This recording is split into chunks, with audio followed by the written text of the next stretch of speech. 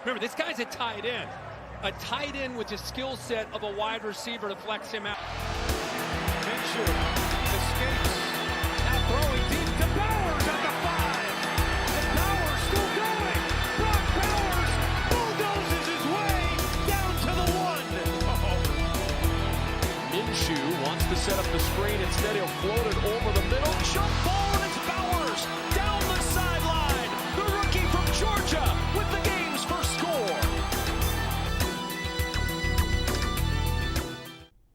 What's up, everybody? Welcome back to my channel. In today's video, we are going to be doing our tight end rankings for the 2025 fantasy football season. I'm going to be going through my rankings for all the tight ends in fantasy football. We're going to be talking 32 tight ends today, just like there's 32 NFL teams. We're going to be comparing them to the consensus in terms of how fantasy football experts rank each of these tight ends. We're going to look at their average ADP and where there is value for the tight ends, where there could be some bust potential as well for some of these guys. And then I'm going to break them up into tiers and further discuss them as well in terms of what type of strategy that you want to use for drafting tight ends that could help you for this upcoming season. If you're interested in more content like this, please subscribe to the channel. So if you have any questions, comment below. I reply to all my commenters, so please take advantage of that and ask any questions that you got.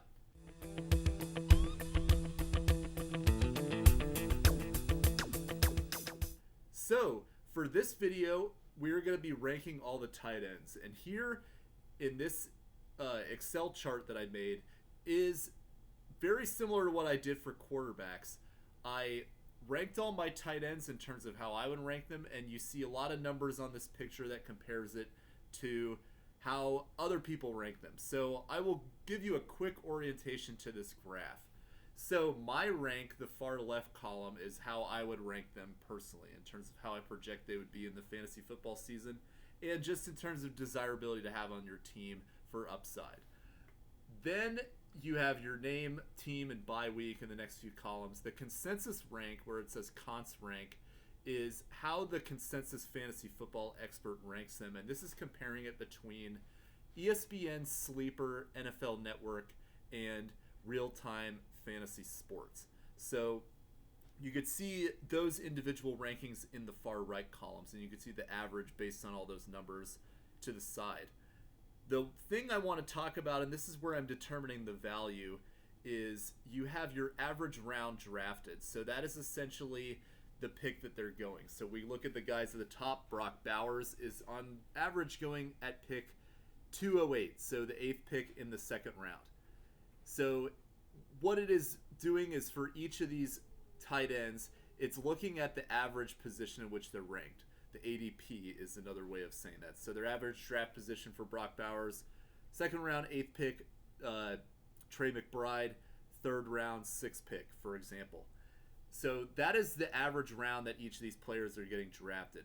The ADP comparison, which is in the column right next to it, is if you take all the tight ends that were drafted by their ADP in terms of the top 10 or in the top 20, just the rank that all the tight ends went, and if you redraft it based on my rankings in terms of, let's say, the actual number one tight end that went at pick 208, if it's not Brock Bowers, that is the position that they went. If you're reordering it in terms of how I would project them to be versus where they're actually picked. So an example of this, and I'll be talking about this guy quite a bit, is Tyler Warren. He's in the number 8 selection. We'll kind of go into that in a little bit, but he is on average going in the 12th round, 2nd pick. If you were to re-rank how I have him ranked, which is number 8, then he would be going in the 9th round at the 2nd pick. So basically his value is projected, in my opinion, to be 3 rounds higher than where he is currently going if you were to compare him to where all the other tight ends are getting drafted ahead of him. So because of that, if there is any tight end that moves up around where they gain value, they are highlighted in green. If they go down in value because they are projected to do at least a round lower than where they're drafted, then they're highlighted in red. So that being said, if you have any questions about this, There's a lot of numbers on here. I know it can be a little confusing. So if you have any questions about how I put this together, just ask the questions. I love answering you guys' questions and helping you guys out with fantasy. So don't be afraid to ask any questions if you got them. All right. So now we will go into the tiers.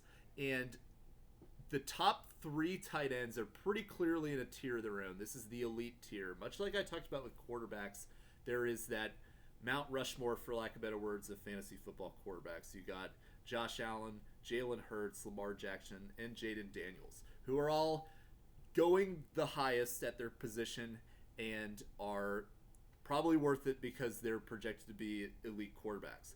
These tight ends are in a very similar situation. Brock Bowers, Trey McBride, and George Kittle. These are the 3 elite tight ends in fantasy football. They are going very high, though, so you are going to cost yourself a lot of capital by taking them. And for me personally, when I draft tight ends, I try to avoid taking tight ends that high. But nonetheless, these 3 guys, if you get them, you are guaranteeing yourself tight end production that is well ahead of the run-of-the-mill tight end that you can get at a later point in the draft. So if you want security at that position, which tends to have a lot of fluctuation of value, a lot of inconsistency, these are the 3 guys to do that. And comparing them individually, one of the things that I had the hardest time ranking in this video was honestly how to compare Brock Bowers and Trey McBride. And ultimately what I came down to is, if I am in a keeper league and I have, a roster full of players and I'm trying to pick 2 guys to keep, I would feel like if I was a Brock Bowers owner versus a Trey McBride owner, I would definitely want to hold on to Brock Bowers, even, whatever my running back or wide receiver situation looks like. I want to make sure that at least one of them is Brock Bowers. Trey McBride, there is an argument, though, that you may not want to necessarily do that if you have an elite wide receiver, running back, etc., that you may want to hold on to. And I think a lot of that is because we've only seen one season from Brock Bowers, and there's a real argument to be made that he hasn't even scratched the surface of his potential, because he was playing with Gardner Minshew last year, and now he's got Geno Smith. So I think that was ultimately the reason why I decided to put Brock Bowers 1, just like he is on the consensus. But there is a real argument to be made for Trey McBride, and I do want to outline that as well. So you look at these 2 raw points that they had in 2024. Brock Bowers in PPR leagues had a total of 262.7 points. Trey McBride, despite having 3 fewer receiving touchdowns than Brock Bowers, and it was well documented last season that Trey McBride did not get a touchdown until December, and there were a lot of times Kyler Murray missed him wide open in the end zone. Despite that, Trey McBride still had 249.8 points. So he was just about 13 fantasy points behind Brock Bowers, despite Brock Bowers' dominance. So there's a real argument to be made for a touchdown regression, or a touchdown normalization to the mean that you may see with Trey McBride, where he could get a lot more receiving touchdowns this season than he did last year. And if he does, then that could make an argument for him being the tight end 1 on the season. Ultimately, like I said earlier with Bowers, I would prefer to try to go with the upside of a second-year tight end and see what type of potential he could tap into in his second season with a better offense, better coaching staff than last season. But I do want to point out that Trey McBride is still excellent value if you're comparing these 2, because you're getting Trey McBride a full round later than Bowers, and you're getting underrated, pretty equivalent production. For George Kittle as well, I think a lot of people are kind of sleeping on him a little bit too, and just how good he could be. He dealt with some injuries at times last season and wasn't always 100%. But this team right now, their receiving core is just an absolute mess. They've got a lot of issues. Jawan Jennings seeking a new contract / has a calf strain, which I'm not sure exactly is real or if it's just him trying to get a contract done. Brandon Ayuk, I do not really have faith or confidence in next season to be a reliable fantasy asset. And then Ricky Pearsall is another one who, he kind of is in a position where he could be the wide receiver one on this team, but he's dealt with injuries so far in his short career. And then after that, there's just a lot of question marks. You don't know who is going to be the guy. So this sets up perfectly for George Kittle to potentially be the number one receiving option for Brock Purdy in an offense that badly needs him. These three guys there's an argument to be made that they could all be the number one target on their team, and you can't really say that about any of the other tight ends. So because of that, they're all in a tier of their own.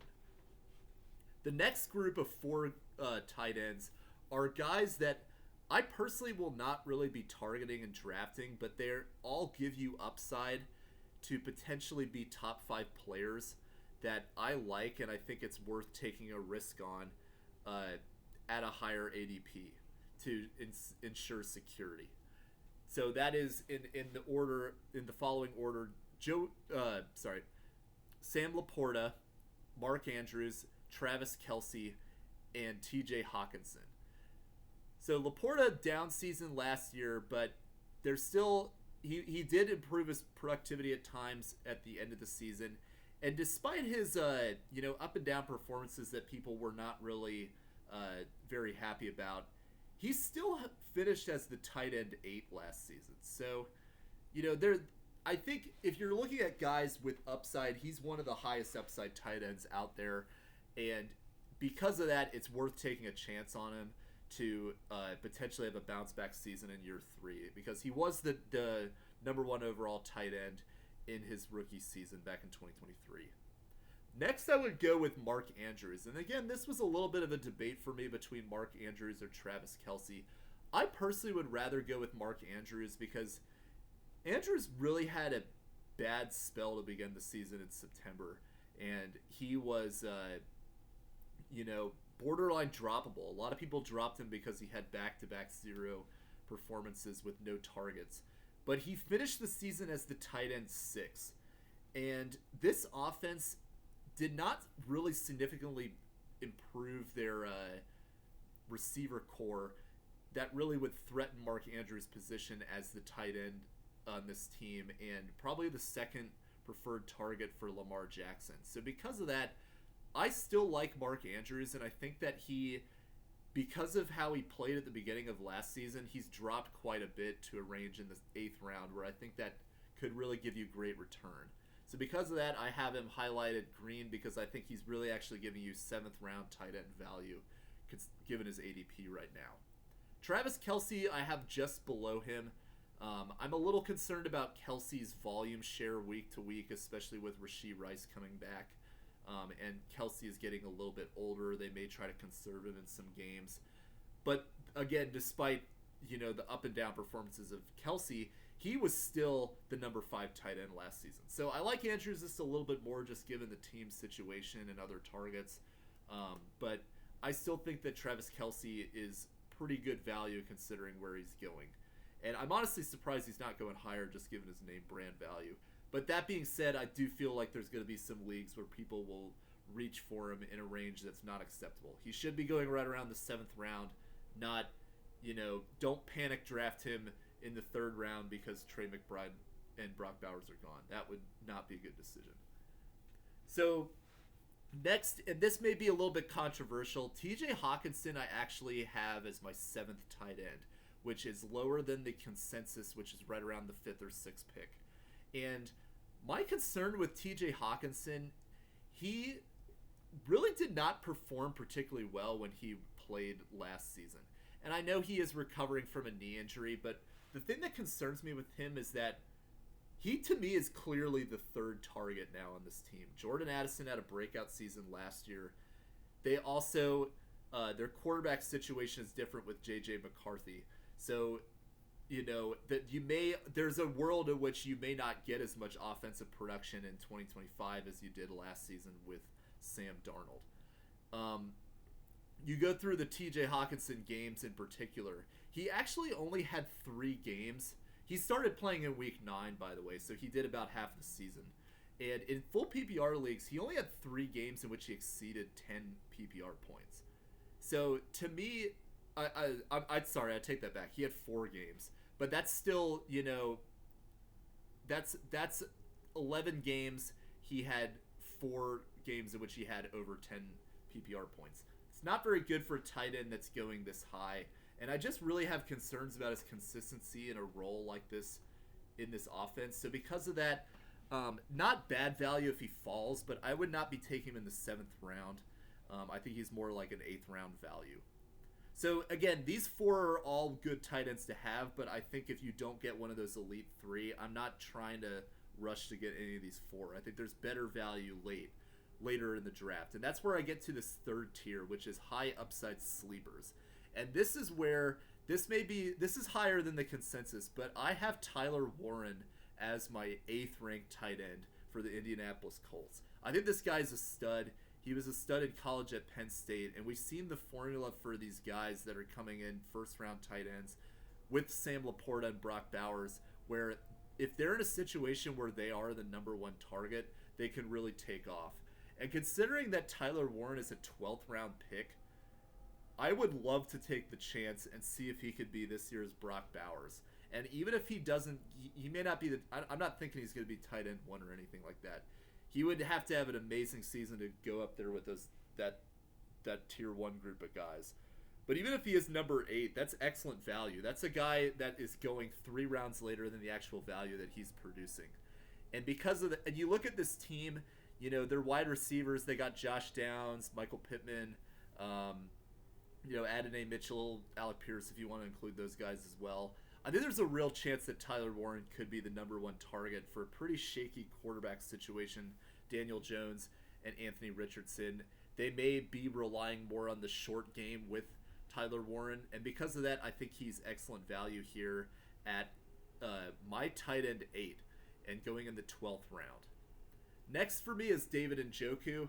I don't love the Njoku situation this year because of the Browns quarterbacks, but I was looking at the other guys available, and to me, he's still a top 10 tight end. Although I do have concerns just with how, how many question marks are around this quarterback room, what exactly his ceiling would be with that situation. But I do think that he will get a large target share, and especially if the other wide receivers are not really stepping up like Jerry Jeudy, or if the quarterbacks have limitations getting the ball down the field, then Njoku could be hyper-targeted much like Tyler Warren.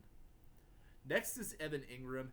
I have him as a little bit lower value than average because to me, I think the expectation is that you're getting the Evan Ingram from Jacksonville in Denver. And there's really a situation to me where Evan Ingram may kind of just be in a roulette with other tight ends. We've kind of seen this with Sean Payton before, where when he was in New Orleans, he would incorporate a couple different tight ends like Juwan Johnson, Foster Moreau, guys like that, and then even Taysom Hill. So because of that, I don't know if Ingram is going to be the number 2 wide receiver target in Denver, or the number 2 receiving target. Sorry, not wide receiver, but I don't really know if you're going to get that in Denver with this situation. I think he still gives you top 12 value, but I think there's more risk in him that I would have him as not great value considering where he's going. I love this player, and I've talked about him quite a bit on this channel already. Zach Ertz is my tight end 11, and his consensus rank is the 18th tight end. So he's not even getting drafted, and to me, he is going in the he to me is a tight end 1 to end this season. And you look at Zach Ertz last season, and you're maybe thinking like, why are you ranking him this high? Like, he's the number 11 tight end. Well, actually, Zach Ertz last season was a top 10 tight end as well. Zach Ertz in the 2024 season was the tight end 7. And we already know, it's well documented what's going on with Terry McLaurin right now. Should that situation not get resolved, then Zach Ertz will be even better value. I'm not sold on Deebo Samuel. I do not think that he can be a wide receiver 1, but I do think that Ertz has a very defined role and chemistry with Jaden Daniels to get a lot of targets. And in full PPR leagues, this is one of the best draft picks that you can make late in the draft. So, yeah, to me, Zach Ertz is the guy that you want to target late if you are waiting for your tight ends. So, ultimately, you know, there's a couple of schools of thought. You could go for those top 3, Bowers, McBride, Kittle, but then you're costing yourself draft capital. For me personally, I would want to try to wait, and if you can get Andrews you feel good about your running backs and wide receivers, you can try to get Mark Andrews, especially if you already got Lamar Jackson. I think that would be a guy that you want to target there. But I personally would be trying to wait for Tyler Warren. If you do miss on all those guys around the 7th, 8th round, in which Andrews, Kelsey, all those guys are going, then it would be Tyler Warren would be my target. And if Tyler Warren goes, then I would wait all the way until the end and try to get Zach Ertz. That would be my strategy for 12-team tight end or 12-team fantasy leagues, PPR, where you're just trying to get a single tight end on your roster. And then after that is Colston Loveland. I think he has high upside, but as I talked about in the Bears video that I made earlier this week, I'm just not sure what his volume share is going to be because there's so many mouths to feed in that offense. There's also Cole Kmet as well, which can kind of, you know, I think slow the progress of what we'd like to see from Loveland right out of the gate. So because of that, I have him as my 12th ranked tight end, in which I would still like to have him if I was in a 12-team league. He would be one of the tight ends that would be starting for the upside. But then I would be looking at some streaming options as well. And that's where we get into this next tier here. The solid streamers that could give you good value, but I would not be attached to throughout the season. And that is, in this order, Jonnu Smith, Dalton Kincaid, Ferguson from Dallas, and Jake Ferguson, I'm sorry. And then Dallas Goedert from Philadelphia. So all these guys to me are not bad tight ends. I just don't really like them personally for fantasy purposes because you kind of know what you're getting. I think of all these guys, the highest upside may be Jonnu Smith because of the Pittsburgh Steelers situation. They have DK Metcalf, not a lot else. And Jonnu Smith was actually the number 4 tight end in Miami. But, you know, this is a new system. Pat Freiermuth is there as well. So much like Colston Loveland, he's kind of got that going against him. But I think he gives you the highest upside. Then Dalton Kincaid, because he had a pretty good rookie season, but he's kind of didn't really take the leap we expected last season. And I think that other guys like Keon Coleman are starting to kind of surpass him in that pecking order for targets from Josh Allen. But these guys don't really give you a ton of elite upside, but are still, if all else fails, they're not bad options to have. All right, so this next picture is my remaining rankings going from 17 to 32. So, and this is a game that I like to call the Kyle Pitts game because I don't have anything really personally against Kyle Pitts. He's just so overrated as a fantasy football player. And once again, there's people every single year that talk themselves into him. So, actually, if you want to, he's currently, his ADP is the 17th tight end. And I think that that's a pretty good place to rank him. But as a realist, I'm going to give you a couple guys that I would honestly rather take a chance on than Kyle Pitts. And that's what this tier is the Kyle Pitts tier. These are all guys that I would like their upside more than taking Kyle Pitts. Even though I think Kyle Pitts may actually have a better season than them, but I think there's better upside than you may get rather than having a headache of a guy that has a ton of hypothetical value but has no consistency. And I will start with Mike Gesicki at the top. This is another great sleeper value guy that I like. Other than Zach Ertz, who's generally not getting drafted, and even more so, he's going in the 22nd round if you have leagues that even go that deep. But I think that he's giving you potentially 15th round value. You look at Gesicki, like, you know, T. Higgins and Jamar Chase are clearly 1A, 1B. And then after that, you kind of have some, you know, some murkiness between Yossi Voss, Chase Brown, and Gesicki for that third target. in that offense that Joe Burrow would like to go to. But you look at Mike Gesicki, he was the number 13 tight end last year, despite having some injuries, despite not having some good games. But the end of the season in particular, which when they were trying to make their push to get into the playoffs, he had 12 targets and 10 targets. He had 8+ receptions in both those games.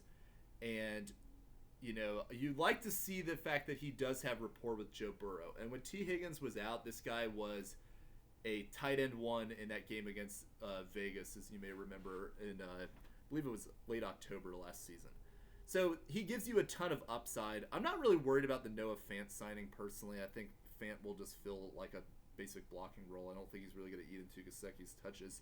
But with the Joe Burrow Cincinnati Bengals offense, I think there's a lot of upside with Gesicki that you're getting for almost nothing in terms of your costs. Somebody that would really be a good streaming option in week 1 that will not get drafted. Tucker Kraft to me is bad value because a lot of his production last year was based on having 7 touchdowns. And at this Green Bay offense, as I talked about in their video a few weeks ago, they've got a lot of mouths to feed. Luke Musgrave was injured at times last season. Now he's there again.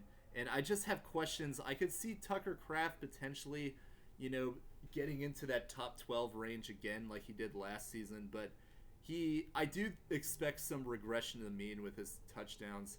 And because of that, I'm just concerned with him going as high as he is in drafts. I would put him as my tight end 18, but really 19 if you're considering Kyle Pitts, as I mentioned earlier. Then Hunter Henry. I really like Hunter Henry too. I think this New England offense is better, and Henry does give you a lot of targets and volume. My problem with Henry, though, is that and this has been the case even back when he was on the Chargers years ago, you think you're getting an elite talent with him when you see a couple games in a row of 10 targets, 9 targets, gets a touchdown in there, like multiple receptions, great for PPR. But then he'll just have a week where he gives you absolutely nothing, and it's just been like that his whole career. So I don't think that he really gives you an elite ceiling. I think that Drake May will help elevate him, but I think the best case scenario is something along the lines of what Zach Ertz is, but a B grade version of that. Next is Cade Otton. Another tight end talent that I really like, but a situation much like Tucker Kraft where there's just so many mouths to feed in that offense, and it got even worse with Emeka Egbuka getting drafted onto that team. We'll talk about them next week in the NFC South preview. But Cade Otton, to me, gives you good value because, again, he's an undrafted tight end. But I am kind of concerned about what kind of output he does give you. But in the very deep leagues, and if you need a backup tight end, he's definitely worth a flyer for an undrafted guy. Next, I would look at Brenton Strange from Jacksonville. He had some moments last year where he looked productive, replacing Evan Ingram. And then you look at Jonnu Smith's replacement, hypothetically, Darren Waller from the Miami Dolphins. So this is kind of just a role-filling hypothetical. We've seen Darren Waller be successful in his career in the past, and this Miami team really found a nice role with their offense, relying on Jonnu Smith in that tight end position. Darren Waller fits the physical profile of a guy who could do that, and he does give you some interesting upside for that reason as another guy that's generally not getting drafted. But my question is that he's been out of the league for a few years. He went through a divorce with Kelsey Plum, which, I mean, that's not exactly a very... I imagine that probably took an emotional toll on him. Not getting into other reasons why. But, you know, it's just... He went through a lot. He was retired. And I just don't know what he's going to look like coming into the pros this season. I think there's a chance that... I would not be surprised if he just doesn't make the roster. That's another possibility as well. But there is a hypothetical where he could be a very good tight end this season. Yeah. So because of that, I would kind of rather take a chance on him than Kyle Pitts, because you always are going to be tempted into the Kyle Pitts hype. He'll give you one good game and it's like, oh, should I consider starting Kyle Pitts over Zach Ertz? And the answer is no, but you never want to tell yourself that because you're always like, oh, well, there's so much hype so much potential with Kyle Pitts, and then he'll let you down, and then you'll regret it. And it's just been like that his entire career. So I may be the anti-Kyle Pitts guy, but I kind of don't really care because we've seen this for so long. And you just look at this. This guy was drafted before Jamar Chase in the NFL draft in 2021. Like, that was just such a bad pick in hindsight for Atlanta. Next, we go to this next tier, and these are guys that go very high in the drafts, but they are the tight end 2s on this team. Pat Freiermuth and Isaiah Likely. And I just personally don't think you're getting a lot of upside with either of these guys unless their starters get injured. Mark Andrews or Jonnu Smith. Isaiah Likely, he had that great run in September of 2024. And because of that, his ADP is now the tight end 19, which is right around the range of Zach Ertz, which that to me makes absolutely no sense at all. But I don't think that he really gives you much, it really does not interest me at all to take a chance on Isaiah Likely to replace Mark Andrews in that offense and then be a consistent, reliable target, because whenever he did have those breakout games, he was not giving you consistent production that would make you want to start him. Pat Freiermuth, I think he's going to be in a very similar situation. Despite a top 10 finish last year, he was the number 9 tight end last year, but Jonnu Smith coming in, I think it will kind of not be a great situation for either of them. The next group is highlighted in blue, and these are all rookies that I don't expect to really be great for fantasy this upcoming season, but they all are in interesting situations that if you're looking in the deepest of leagues, like the dynasty leagues, you're looking for a tight end that could potentially break out. These are 4 guys that I think are very intriguing. You have Mason Taylor for the New York Jets. You have Elijah Arroyo of the Seattle Seahawks. You have, I believe his name is Terrence Ferguson of the Los Angeles Rams. And then you have Gunnar Helm of the Tennessee Titans. So all of these guys, you look at the current tight end room of these teams, and it's nothing really special.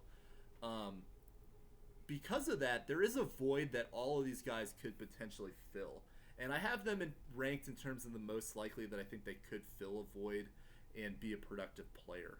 The Jets lost Tyler Conklin, Justin Fields. He has limitations as a quarterback. He may rely on the tight end position heavily. We kind of saw him do that a little bit with Cole Kmet when they were in Chicago. So you have that possibility with Mason Taylor.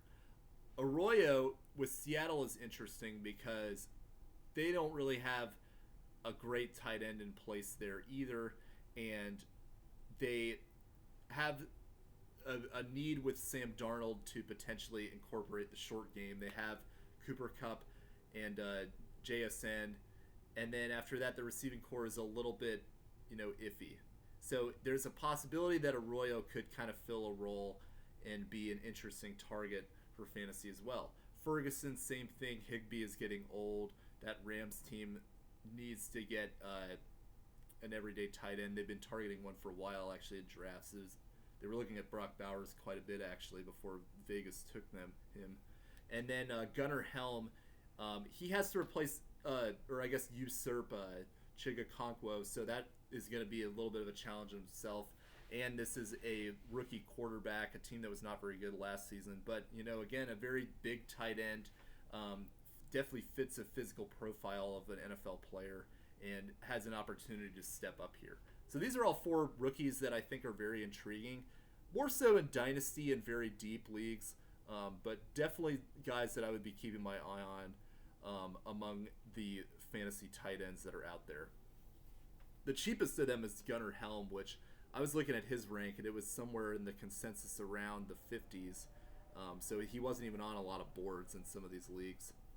And then the next 3 are kind of like just interesting names I want to put out there, and I'll kind of touch on them a little bit too. Noah Gray, he had some games with Kelsey last season where he had multiple touchdowns. A lot of people started to put him in stream consideration. I don't really have any interest in him unless anything happens to Kelsey, but he is an interesting handcuff in that regard. Should anything happen where Travis Kelce doesn't play, then Noah Gray becomes interesting as a stream candidate. Dalton Schultz, I don't love Schultz, but I think that because of this Houston receiving situation, they have a lot of rookies they're relying on. I may see a situation where they decide that they want to incorporate Dalton Schultz because of the experience, and he could kind of fill a role for CJ Stroud as kind of that veteran leader, almost like a Zach Ertz situation, but I don't see it being anywhere near that successful. And then this guy, Taysom Hill. So this is the ultimate wild card at this position. He's coming off a torn ACL, and I believe now he is 35, so he's getting up there in age. And I think that there's very much a possibility that this guy really does not even see the field this year and is not really relevant for fantasy. But I do want to bring this up then that Taysom Hill is a huge just wild card player where for the longest time, like he when he does give you those elite games, he is like the tight end one by a long shot on a given week. But he never displays consistency that is really something that you can rely upon. So for me personally, I've always generally avoided him because I don't want to take the chance of potentially getting screwed. He's just way too risky of a player for me to have as a starter in fantasy. But I do think that he does have interesting upside as a guy that you want to flip. So let's say there is a hypothetical situation where Taysom Hill, let's say he misses the first few games in his knee recovery, and then he comes back in week 1. And again, I say this is actually a hypothetical because you look at this team's offense and they have almost nothing. He could, get like 10 rushes, 2 touchdowns on the ground, receiving touchdown. Maybe he gets a hook and ladder like fake play touchdown, and then he throws for a touchdown. So he has 4 touchdowns on the game, and then he's on special teams too. I mean, this guy is crazy, like as an athlete. So if he does have a game like that in his very first game or in his early games on, then that is the perfect opportunity to trade him and try to get better value back for one of these guys that I've been talking about as a sleeper that's highlighted in green in this video. I think that is the move to make with Taysom Hill. So that is why I bring him up here at 32. Do I actually think he's going to be a good fantasy player this season? Of course not. But this is one of the strategy players that you can take advantage of for somebody who buys into the hype of somebody that is not really reliable. But I mean, I will say that he is intriguing because we have no idea what Tyler Shuck is going to look like. Alvin Kamara is going to be a huge part of that offense. And then the receiving core is Rashid Shaheed, Chris Olave, who gets concussions all the time. And then after that, it's just a lot of question marks. I mean, this is definitely looking like one of the worst offenses in fantasy football. So could Taysom Hill actually be an everyday player? I doubt it, but there is a world where that is possible.